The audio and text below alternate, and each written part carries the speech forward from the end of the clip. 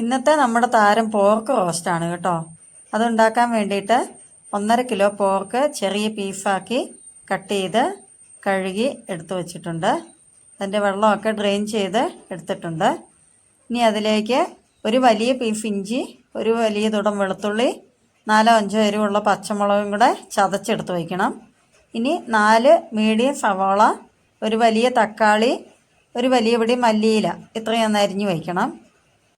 അടുത്തതായി ക്ലീൻ ചെയ്ത് വെച്ച പോർക്കിലേക്ക് 1 ടീസ്പൂൺ മഞ്ഞൾപ്പൊടി, 2 ടീസ്പൂൺ എരിവുള്ള മുളക് പൊടി, ആവശ്യത്തിന് ഉപ്പ് കുറവുണ്ടെങ്കിൽ നമുക്ക് ലാസ്റ്റ് ചേർത്ത് കൊടുക്കാം. 1 ടേബിൾ സ്പൂൺ മീറ്റ് മസാല, നമ്മൾ ഇഞ്ചി, വെളുത്തുള്ളി, പച്ചമുളക് ഇത്രയും ചതച്ച് വെച്ചതിന് 1 ടേബിൾ സ്പൂണും കൂടെ എടുത്ത് ചേർക്കണം. ഇത്രയും നന്നായിട്ട് തിരുമ്മി യോജിപ്പിക്കണം ഇറച്ചിയായിട്ട്.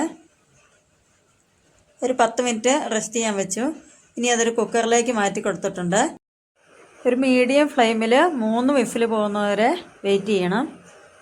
അതിൻ്റെ വേവ് അനുസരിച്ചിട്ട് വേണമെങ്കിൽ ഒരു വിസിലും കൂടെ കളയണം. ഇനി ഒരു കടായി ചൂടാക്കി അതിലേക്ക് 2-3 ടേബിൾ സ്പൂൺ വെളിച്ചെണ്ണ ചേർത്ത് കൊടുക്കാം. എണ്ണ അധികം വേണ്ട, ഈ പോർക്കിൽ ആവശ്യത്തിന് നെയ്യുണ്ട്. റോസ്റ്റ് ആയതുകൊണ്ട് ഞാൻ 1 ടീസ്പൂൺ കടുക് ചേർക്കുന്നുണ്ട്. കടുക് പൊട്ടിയ ശേഷം അരിഞ്ഞു വെച്ച സവാള ചേർത്ത് കൊടുക്കാം.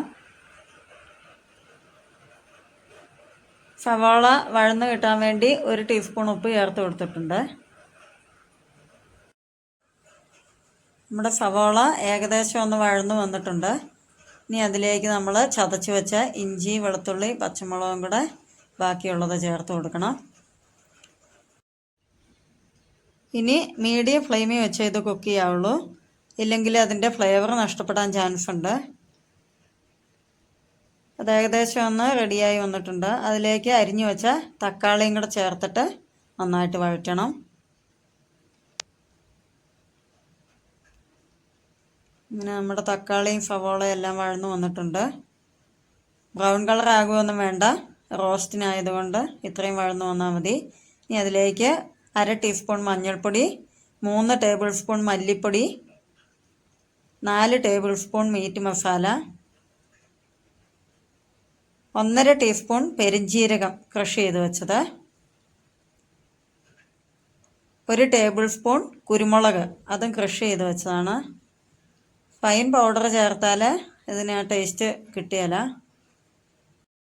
ഇനി മസാലയുടെ എല്ലാം പച്ചമണം മാറുന്നത് വരെ ഒന്ന് നന്നായിട്ട് വഴറ്റിയെടുക്കണം. അതിന് ശേഷം 1.5 ടീസ്പൂൺ ഗരം മസാല പൗഡറും കൂടെ ചേർത്ത് കൊടുക്കുന്നുണ്ട് കേട്ടോ. നമ്മുടെ മസാലയൊക്കെ നന്നായിട്ട് മൂത്ത് വന്ന ശേഷം അരിഞ്ഞു വെച്ച മല്ലിയിലയുടെ പകുതിയും കൂടെ ചേർത്ത് ഒന്നുകൂടെ ഒന്ന് വഴറ്റാം.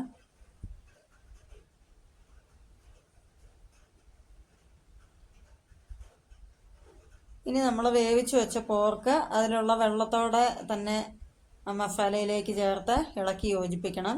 ഒരു 5 മിനിറ്റ് ഫുൾ ഫ്ലെയിമിൽ വെച്ച് നന്നായിട്ട് ഇളക്കണം. നന്നായിട്ട് തിളച്ച് കഴിയുമ്പോൾ ഒരു 5 മിനിറ്റ് അതൊന്ന് അടച്ച് മീഡിയം ഫ്ലെയിമിൽ വെക്കണം.